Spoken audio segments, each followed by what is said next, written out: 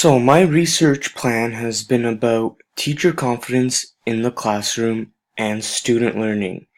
I myself was concerned about my teaching abilities and how my lesson delivery and teaching might have a negative effect on myself and my students. I felt this way sometimes because, I was nervous. I was a first time teacher. I was anxious standing in front of a classroom, educating our future. And I was myself in need of some self assurance when it came to my teaching ability. I know for a fact that many beginner teachers I've spoken to have also had this problem, so I thought this would be a great topic to research.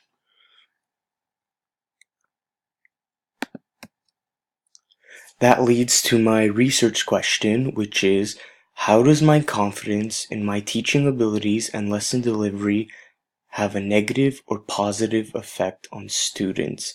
And I will specifically be looking for things from the grade 3 math curriculum.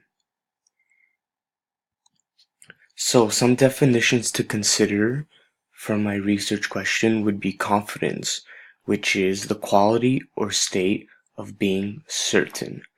So pretty much having the feeling of knowing you're going to do a great job and being well equipped to do that. The second definition is teaching ability. So ability is the quality or state of being able or being competent in doing something well, like a certain skill, which teaching is. Teaching ability, I would say, is being proficient as a member of the teaching profession, including lesson planning and delivery and class management, among other things.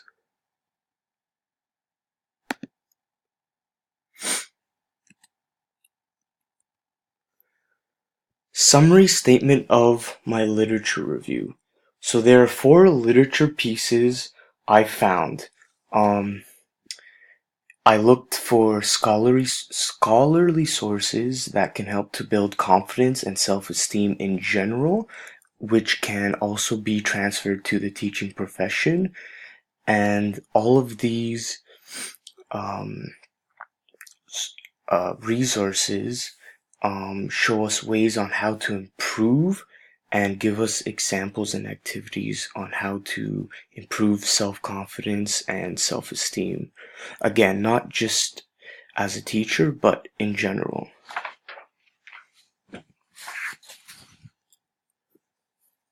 So, onto my annotated bibliography.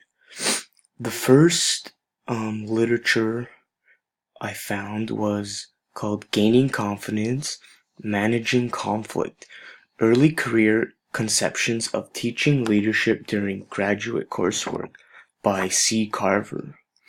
So Carver examines and analyzes the importance of leadership in early teaching and how to become an effective leader in the classroom through reflections of early teachers. He looks at the huge leadership role teachers take on. They try to understand the conceptions, the experiences, and how to be effective leaders. The studies in this source take a look at the challenges, roles, and responsibilities and how to prepare early teachers for leadership roles and how to gain that confidence. Carver looks at the fear of being a teacher leader, how to embody more confidence, and what it takes to be a successful teacher with a style that suits you individually.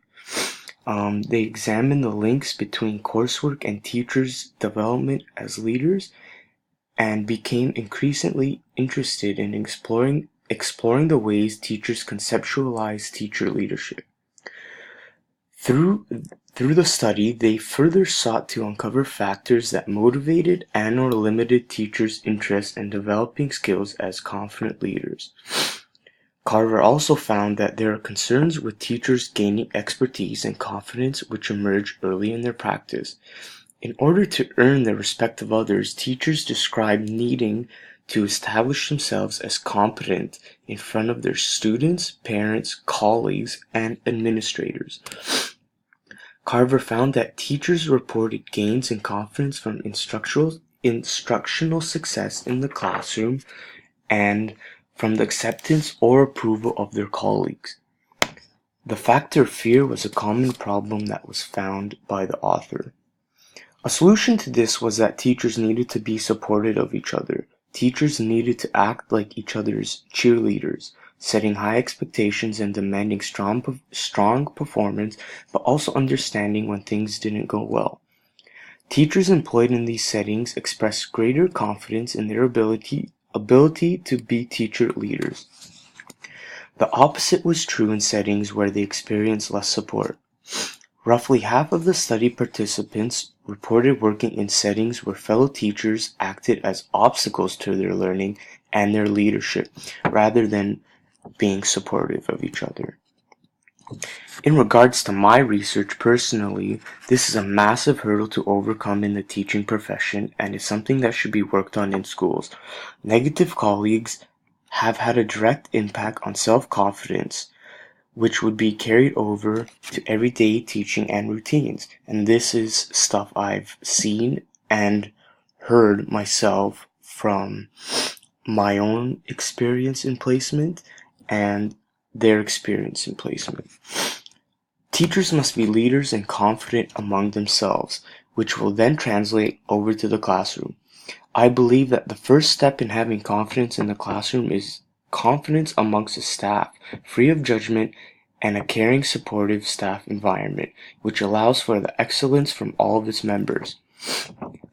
The author does a fantastic job in outlining staff confidence in his work, along with many other points for confidence that can translate into the classroom, but I think this is a subject that isn't touched upon as much. I have learned specifically that you must be part of an inclusive, supportive environment, one in which you feel comfortable without ridicule and can be your best teaching self. This would include insightful tips and tricks made by colleagues, positive reinforcement, and a supportive grade team. To be a fully confident teacher, you need that self-assurance and positivity from your peers. In relation to my research question, this supportive environment could mean asking the math specialist from the board, or if you have a teacher who is very good at math in the school. Every teacher has their own niche, and someone is hopefully willing to help you out. In return, you can help them with a subject area they feel that they would struggle in with their teaching. The second resource was Self-Esteem, a Guide for Teachers by David Miller and Teresa Morin. So Miller and Morin look at confidence from a point of view of the students and use theory, research, and classroom practice on how to help them out as their teacher. Using strategies, techniques, and examples of how to give your students confidence, Miller and Morin give you the tools to succeed in giving them that boost in self-esteem. They also include studies, research, and evidence analysis, and links between confidence and student ability in their book. So these authors wrote their book for student teachers and teachers in primary classrooms. However, as you begin to read their work, a lot of the material can be applied to many other aspects of life. Their aim was to provide advice on how to enhance the self-esteem of children. In order to see these things in the classroom, they give you the theoretical understanding of self-esteem, how it is influenced, and why certain techniques are more likely than others to help children. This includes examining what we mean by self-esteem, exploring some basic theoretical areas, and reflecting on the messages we may safely take from the research in the area. I found that their techniques on these subjects were the most helpful, especially as a teacher. They believe that the best ways to improve self-confidence in the classroom is to employ effective differentiation in the classroom, use formative assessment techniques to build self-confidence, explore the potential of peer learning, using game-based learning to boost performance, and look for tasks which allow a sense of control. I learned that using differentiation and broadening your teaching strategies can not only help you try new things with students, but to find your favorite style and start teaching based off the style you prefer. For example, in relation to my research question, you might do lessons based off of carpet learning, centers, inquiry-based learning, or even play-based. And that doesn't include just math. And then after you experiment with those, you see which is your favorite, or you can combine a few. As you try these new methods of learning, you can reuse which style not only fits your needs, but those of the students as well. And that hopefully keeps them engaged and willing to learn. The third resource is Teaching Discipline and Self-Respect, Effective Strategies, Anecdotes, and Lessons for Successful Classroom Management by Kelso. So, she offers different ways, guidelines, strategies, and activities on classroom management. Strategies have been tested in many different classrooms that focus on developing students' self-esteem, image, and responsibility while doing the same for a teacher in the leadership role. She shines light on classroom management, probably one of the most difficult and most talked about teaching problems that an educator has to tackle day to day. She believes that teaching is one of the most difficult professions of all because of one main factor, human behavior, which changes constantly. In the case of a student's daily life, changes are determined by small factors such as what happened at home before school, on the bus, hallway, or when they enter the classroom. Based off of what I've heard as a student teacher, classroom management and routines is the number one challenge for not just beginning but experienced teachers as well. So this book does a fantastic job in giving you ways and steps to create a classroom with effective class management. The last resource was Freedom to Fly, 101 Activities for Building Self-Worth by C. Brewer. So his belief was that a sense of self-worth and trust in students gives the ability and want to learn, desire to create, and the want to make others feel self-worthy and confident as well. So the goal of his work was to give a bunch of activities and games that allow students and even the school community to open up and to feel confident in each other, and gives the classroom a climate that will promote the relationships and self-esteem of those in the classroom. And he does a fantastic job in doing that.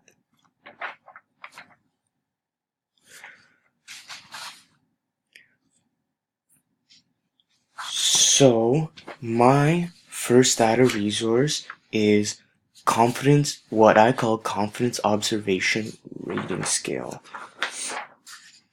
So that means that my own confidence will be measured by another member of staff. It is important to know where you are confidence-wise in the eyes of others. During a math lesson, a rating scale is provided to an administrator which will ask the unbiased observer to rate myself on a scale of 1 to 5 based off enthusiasm in teaching delivery, nervousness, preparedness, hesitation and decision making, and questioning.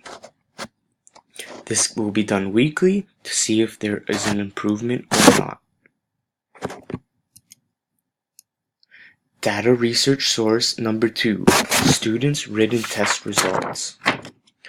So for this one, the second research method is as follows. The teacher will teach confidently for 1 week. This includes doing things like being well prepared, asking thought-provoking questions, being enthusiastic, quick, and no hesitant decision making, while going over concepts multiple times and giving clear instruction, effective class management essentially. The math unit will be taught on. After the 1 week, the students will have a test on the material and their scores will be recorded. The next week, the teacher will not teach in what is perceived to be in a confident manner, and some acting may be needed or not, depending how confident you are in your teaching. But this will include things like not being prepared for a lesson, not knowing the material, and teaching on the fly, being dull, nervous, and hesitant while not giving clear instruction to students. This also includes having zero class management and being unsure of yourself as a teacher. Overall, not being a very great teacher. Once again, after the week is over, students will have a math test and their results will be recorded. So now, how did the tests from week 1 differ from week 2? Did the teacher's confidence have an effect on the student's scores? This research can also be done by two different teachers with two opposite teaching styles and confidence in themselves, and the result of those tests can be compared. These tests can be done over the course of a few weeks, term, half year, or you can do it for the whole year. But this data is valuable to show whether students respond to a more confident teaching style or a teaching style that is where the students notice that the teacher is not as confident in their own ability.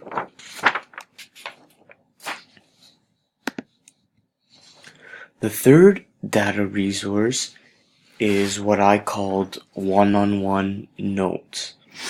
So this research method includes one-on-one visual and oral testing on a math concept with the student. But once again, it's going to be done two ways. One with a teacher who is confident and one who is not. And those qualities were explained in the previous slide. Although this is a different type of assessment for students, with this research, I hope to see different results in student scores when a teacher confidently teaches or assists them, and then when the teacher does not. This will be recorded using anecdotal notes. In a one-on-one setting, more personal instruction and assessment is conducted by the teacher, but do students do better if the teacher is confident in their questioning and assessment of their work, or when they are not? So back to the anecdotal notes, student behavior and reactions to the actual questions and the confidence of the teacher will be noted of in the notes. And again, their scores on the actual assessment will be recorded. But for this one, I'm more looking to see the reactions between a positive and confident teacher and one who is not so confident in themselves. This can also go on for a few weeks, maybe even a month, half a year, to the whole year. The last data resource that I thought would be good to see would be an inquiry style of teaching versus a traditional style of teaching. So for this assessment, two different styles of teaching will be used on a week-to-week basis, and then student results will be compared once again. This may not seem to relate to teacher confidence, but it does. Since the teacher would give students their own freedom, choice, and confidence in performing a task, this could be seen that the teacher has confidence in what they themselves have taught and what the students have learned. The inquiry-based style shows that the teacher is confident in the students. Meanwhile, the traditional style might show students that the teacher does not have confidence in them, and there must be structured learning. So traditional learning is pretty much just sitting at a desk learning from the blackboard, while the inquiry gives them the freedom to research and explore their own learning styles. This might seem as a comparison to two different styles, but what should be focused on is the teacher's confidence in themselves and their confidence in the students. Again, after a week, students will do a test or assessment for each style, and comparisons will be made. Like the other methods, this can also go on for a few weeks to the entire year. For this assessment, two different styles of teaching will be used on a week-to-week basis, and then the results will be compared. Participants and setting. So, people involved in this research are the teacher or myself, the students in my classroom, a member or members of staff, including another teacher, a principal, or vice principal, and that comes back to the first research analysis based on my own confidence. The data will be collected during school time as observation, assessment, and notes are being taken. The results would also be analyzed in the school environment, so none of this research would be taken home. So, triangulation, reliability, and validity. All the sources of data show triangulation in the sense that they all try to show the confidence in teaching a subject in relation to student results. What makes a triangulation work so well is because of this. Different types of research methods to try to find answers to the same research question. So the test for my own confidence, which is the first one, is both reliable and valid. It is reliable because it will be performed by the same member of staff on a weekly basis, producing consistent results over a period of time, which makes it reliable. This is also valid because the variables that the observer is looking for all relate to how confident a teacher is or not. The findings are unbiased and genuine, and feedback is given.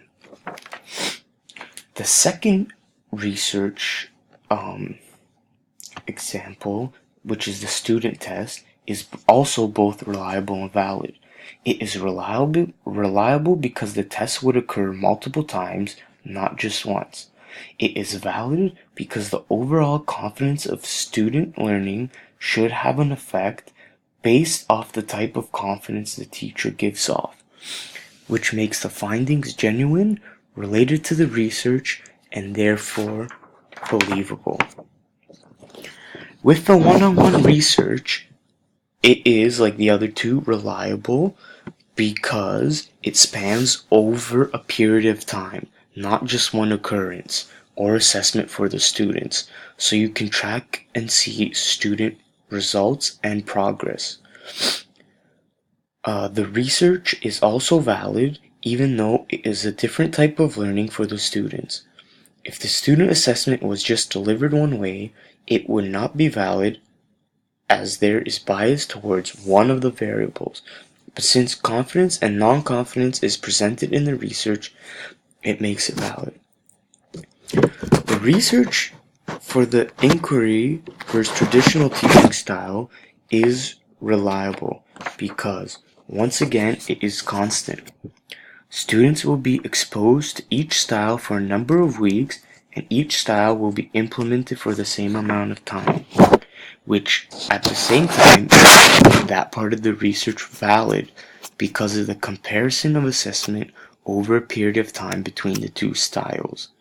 It is unbiased towards either one of the styles. So onto my timeline chart. As mentioned in the previous slides, any of these types of collection of data could span from a week or two to the entire year. But For this, I've created a chart that gives specific timelines for each of those. So the rating scale, or my own confident assessment, would be weekly, starting in September and lasting up until mid-October. You don't want your own diagnostic and recording of your own confidence to take up too much time of the year, because then you're focusing more on yourself and not the confidence of the students. So the second type of data was the student tests, which were written, which would be weekly tests collected for one term. So from around September till maybe end of November. The anecdotal notes, student behavior and reactions to the assessment questions, and the confidence of the teacher will be noted of in these notes. And this will be done in term 2 once the research of the written test has been completed. You don't want overlapping within the 4 types of research. And the observation of the teaching styles will be completed in term 3, where there will be observation based off student work, communication, and interaction between the students. Some ethical considerations are to protect privacy and confidentiality.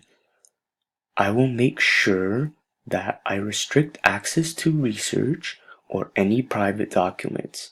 I would remove and replace student names, age, and any other personal information so they are unidentifiable.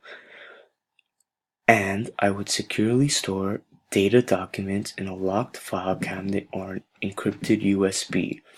You don't need other teachers or administration to interfere with the research so it becomes invalid, or so it could be biased in the sense that you know the student's name or their gender or anything else. You're just recording their marks and taking note of the observation and notes you have taken, and making conclusions based off that in an unbiased way. So that was my entire research problem and sources and how I would get the data. So I hope you enjoyed it. Thank you.